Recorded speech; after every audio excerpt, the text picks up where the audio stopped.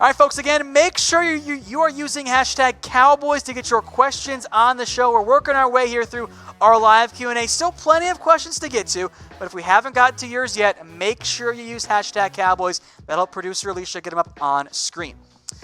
All right, I can't even pronounce that one. Tiki Elite Fate YouTube or something like that. I'm sorry. I'm very sorry. What are the chances of Jason Garrett getting fired if he has a bad year this upcoming season?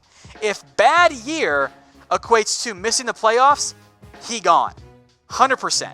Like, he is not coming back. Well, 99%. Because if there's like all of the injuries ever, maybe that changes things.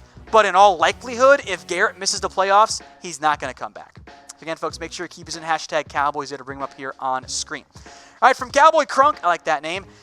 Do you think they are working on Cooper and Zeke first? See what they have to max money to Dak? No. Actually, quite the opposite. It makes way more sense to make sure you have your quarterback locked up.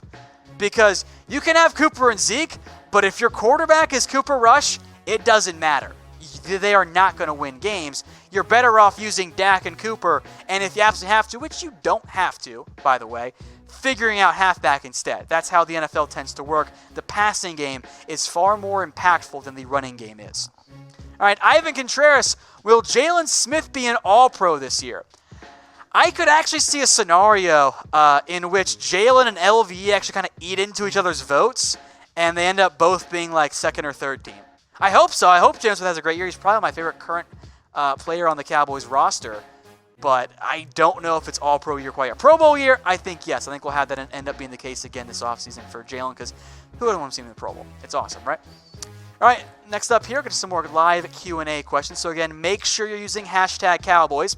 Dustin Hardesty, could we trade Jourdan Lewis and a first-round pick for Patrick Peterson? You can offer it.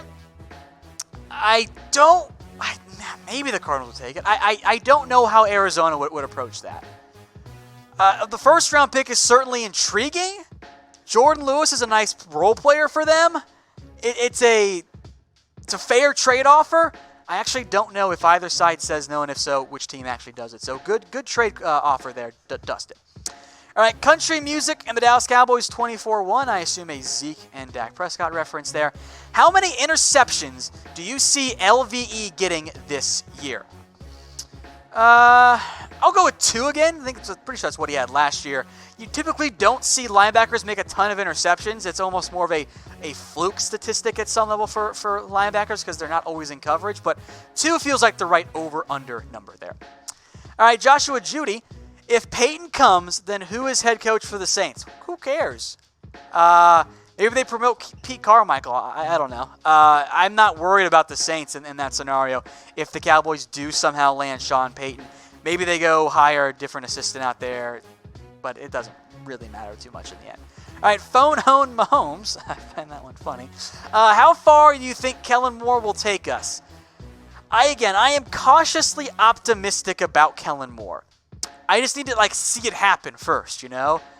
Kellen Moore, I think the players like him. There's definitely been some hype and buzz around him, but I need to actually see it first. I don't want to put all of my eggs in the first year OC basket who's been 1 year as a coach.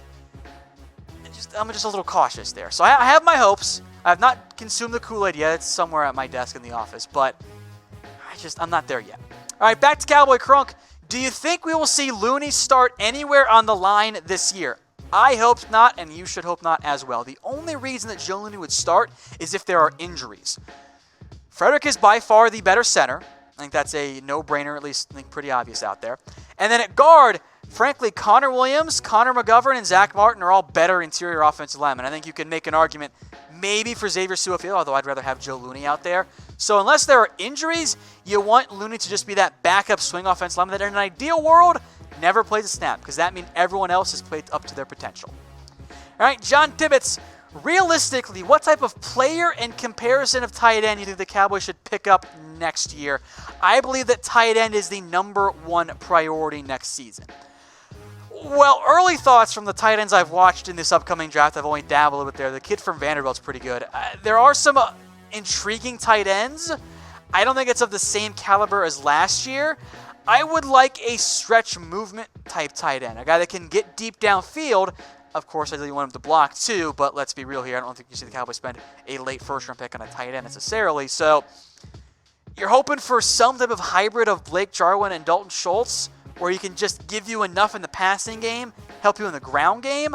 I don't think you're going to see, though, like an instant Zach Ertz type upgrade. That's a little bit unrealistic. Maybe you can hope for average tight end play that's made up for by having a great offensive line, a great quarterback, a great ground game, and a really good receiving core as well. All right, Benjamin, tell us, who are the Cowboys' top tradable options? Anthony Brown, La'el Collins. Those two certainly jump to mind. I'd throw in Jourdan Lewis. Not sure what his actual trade value is. But beyond that, there's not a whole lot of trade options out there, at least in terms of the actual Cowboys roster. All right, folks, type S if you are already subscribed. Let's see those S's flow in, and I'll give you guys a shot here. I'll give you a shot. I know we have to wait a little bit. There's that little bit of a lull between me speaking the words and it popping up on your screen and all this. So type S if you guys are already subscribed. We'll give you guys some shot. If you're not, make sure you are subscribed. So Gerard Bird, Benjamin Tellis, Dallas Cowboys 51, Jamarcus Williams, sbull Beast, Joe, Grant, Joshua, Montique, Alarmix, XX Legend, Viper, Danny. Thank you guys for being already subscribed. If you're not already, well, go subscribe. It's not that hard. Speaking of Alarmix, here we go. Here's his question. What should be the biggest concern for depth on the team? I will approach it as if the starter gets hurt, and from that perspective, by far, it's the quarterback. If Dak Prescott goes down, just tank. Just tank. You're not going to win games with Cooper Rush and Mike White. At least not anywhere near enough to make you a legitimate contender. You might win a couple, but not a whole lot there. But at the same time there, if he goes down, it is what it is. All right, from Joe, do you think Zeke will get 2,000 yards this year? On the ground, no. But if you include the passing numbers, he's going to get really close. That was the case last year, so I like that. Maybe he can get to 15,500, somewhere in that range. Of course, you want to balance out a little bit there. I do want to see Zeke have a lesser workload, though. So I will take 1,800 for Zeke if it means the touches go down to keep him fresher long-term and, of course, for the playoffs as well. From Shankopotomuss, that sounds like Brett's golf game. How much will Dak's pre-snap defensive reads need to improve this season to make the Super Bowl? Good question. I don't think a massive amount. I don't think Dak is by any means bad in the pre-snap reads. And frankly, if Kellen Moore actually is committed to utilizing more pre-snap motion, that's going to really help the pre-snap read side of things. That'll make it a little bit easier to see what the defense is actually. And that's why the Rams run so much pre-snap motion. It really helps you identify what the offense plans to do, or the defense plans to do, and you can set yourself up for more success that way. All right, from Sergio Jaime again, do you think any other team would pay Dak Prescott $34 million? Yeah. Okay, let's go through the teams here. Patriots, no, not right now. Dolphins, yeah, they jump all over that. They got Josh Rosen and Ryan Fitzpatrick out there. Ravens, I don't know if they would because they're rebuilding with Lamar Jackson. Bengals would, although Mike Brown doesn't spend money, but Bengals certainly would there. Titans would. Jags paid Nick Foles $22.5 or whatever it was. Dak is way better than Nick Foles, and there literally was no bidding war for Nick Foles because, frankly, nobody wanted him out there. Had Denver not drafted Drew Lock, probably. The Redskins, if they hadn't drafted, Dwayne Haskins, would have. And I'm saying those teams because things will change next year too. When Big Ben retires, Pittsburgh would. The Giants would in a heartbeat. Look, Dak is easily the second best quarterback in the NFC East at worst. So yes, several teams, the Bucs, for example. The Cardinals would have if it's not been for Kyler Murray. So things change year to year in terms of who needs a quarterback. But yes, there would be teams that would pay Dak Prescott $34 million. Look at what Kirk Cousins got. Dak's better than Kirk Cousins. Ernest Martinez, any chance we can trade for Cameron Brate? Would it make sense? Of course you mean sense. I can't resist. I'm sorry, Ernest. You guys asked me a lot this last year, and I said no. I actually do think it's a possibility. Now, it depends on how the Bucs want to approach the two-tight end system that hasn't typically been an MO under Bruce Arians, and they have O.J. Howard. And Brate's a little bit on the pricier side, but I do think it makes some sense for the Cowboys. I think Brate would be your best tight end. Maybe it makes less sense now that Jason Witten is here, but I do think Brate would be a good fit in Dallas. All right, Barrett B49, do you think Dallas will get rid of Dak and draft Tua? I don't think so. I mean, it's difficult to trade a quarterback whose contract is up. Like, you have to sign and trade, and it doesn't really work out in the end. So, no, I wouldn't expect to see Tua in Dallas next year unless there are, like, all kinds of terrible injuries, which, again, why would you ever want to cheer for that? All right, from Josh Jeudi, how does our salary cap look? The fake news and failing media will tell you that the Cowboys are entering a stage of cap hell. They are just wrong. The Cowboys are fine in their salary cap. Yes, they're going to spend big on guys like Dak Prescott, Amari Cooper, Jaylon Smith down the road, maybe Byron Jones, maybe Zeke, Elliott, all those players. But, like, of course they are. So the cap is fine. They can have over $100 million next offseason. Don't worry about the cap right now. They'll be in very good shape in terms of actually paying their own players, and that's the point. You draft well to pay those guys. All right, folks, different question for you guys, though, here. Who is your favorite Cowboys player? Let me know in the comments section. Let's do this one of current Cowboys players. I'll give some shout-outs here as well on air. I am a big fan of Jaylon Smith. Again, I mentioned this before injury, he was going to be my #1 overall player in that draft class. I'm glad he's on the Cowboys and is actually healthy. Let's see some shout-outs here. Darian Triplett says Byron Jones. Barrett says DeMarcus Lawrence. Shankopotomuss says Tyrone Crawford. Tree City Cowboy says his name is Daniel. Don't know why I read that one off. Cameron Cramer says LVE. Chris Jensen says Zeke. Ben says Byron Jones too. Benjamin Johnson says LVE. Gerard Bird says D-Law. The room note on my page is Jaylon Smith, so keep those coming. And we'll go back to some more live Q&A. Dustin Hardesty, if Travis is back, is the O-line the best in the NFL? I think it helps, but the left guard play as a whole has to be a lot better.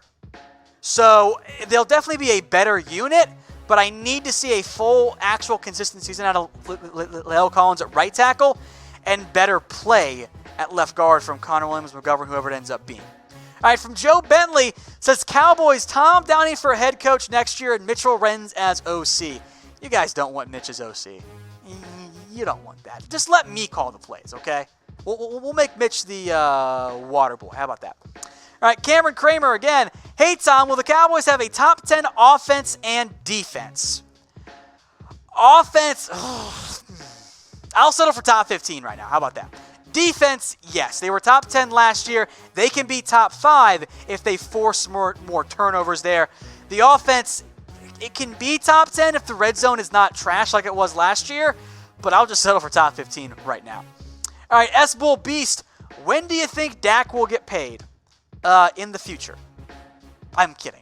I think anytime between now and before the preseason really starts. I think that is the general time frame there. I'll bet sometime in July. I don't have an exact time frame yet for Dak Prescott. The Cowboys and Prescott's agent do not, but that deal will get done at some point. From Cowboy CRUNK, will we play Dak more this preseason? Last preseason, he was the least playing starting quarterback in the preseason. Even Tom Brady played more. I think so. Associate producer Brett likes to make, I think, a good point that the offense struggled early because they didn't have the reps.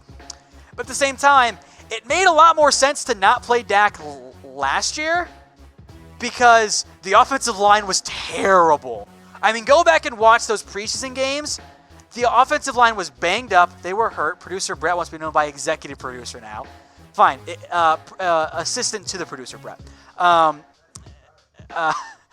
The offensive line was in such a terrible spot in injuries that, look, Chaz Green got destroyed by everybody ever faced. So if the offensive line is healthier, then yes, I think you'll see more Dak in the preseason. All right, Charles Morgan, would the Cowboys trade Taco to the Raiders or anyone for a 6th-round pick in 2020? I actually do think that is about the right value for Taco. I think a lot of it depends on... also, a good point from assistant to the producer James says no saying Taco. Can't say Taco in the chat, by the way. You NBA draft fans know what we're talking about there. It depends on how guys like Dorrance Armstrong and Joe Jackson and even Kerry Hyder show. If they do well, then maybe it makes more sense to trade Taco. All right, Don Crowleon Fantastic. That's a funny little name there. Why don't we bring Dez back? You guys know I love Dez, and I wanted the Cowboys to not cut Dez. I don't know what he brings to the roster. He's the 4th best receiver. who doesn't help on special teams, and for whatever reason the red zone work did not work with Dez and Dak Prescott, I'd rather invest more red zone work between Amari and Dak Prescott. So I know that Dez will always be a Cowboy, but not sure it makes sense. All right, John Parker, could the Cowboys still sign Eric Berry? I suppose it's possible, but again, I don't think the medical checked out. I don't think that is the case for Eric Berry. I think that heel is not in good shape. So we'll see what happens there with Eric Berry and the Cowboys, but I wouldn't anticipate him signing with the Cowboys. I don't think the medical is anywhere near good enough. All right, Benjamin, tell us again, rank our receiving core. I assume you mean against the rest of the NFL. It's probably around the top 20-ish. A lot of it depends on how Michael Gallup, if he breaks out, and if Randall Cobb actually stays healthy. So the potential is definitely going to be higher, but the uncertainty, I think, would have it drop a little bit lower. All right, next up, how are we not going to be... Oh, I guess we're not going to do that. We're going to go to Raul Morales here. Who will get more money, Jared Goff or Dak Prescott? Whichever one signs last, I think that's the answer. Which is why, if you're the Cowboys, you want to get paid. You want to pay Dak now. It will save you money longer. You should have signed him before Carson Wentz signed. You might have got him at 30. Now it's 32. If you wait again and then Goff signs, maybe now it's 33 or 34. And then if you wait next year, all of a sudden it's $37 million. So if you believe in Dak like the Cowboys do, go pay him now. All right, Cameron Cramer again. When looking at our schedule, I see a 12-4 record. However, I see most people expecting a 10-6 record. Where do you see him finishing? I see it a 10-6 mark as well. I think the Cowboys schedule this year is much tougher. It's not as easy as it was there in the past. Last year's schedule was not as challenging. Now, it definitely opens up well. Games against the Giants, the Redskins, Dolphins.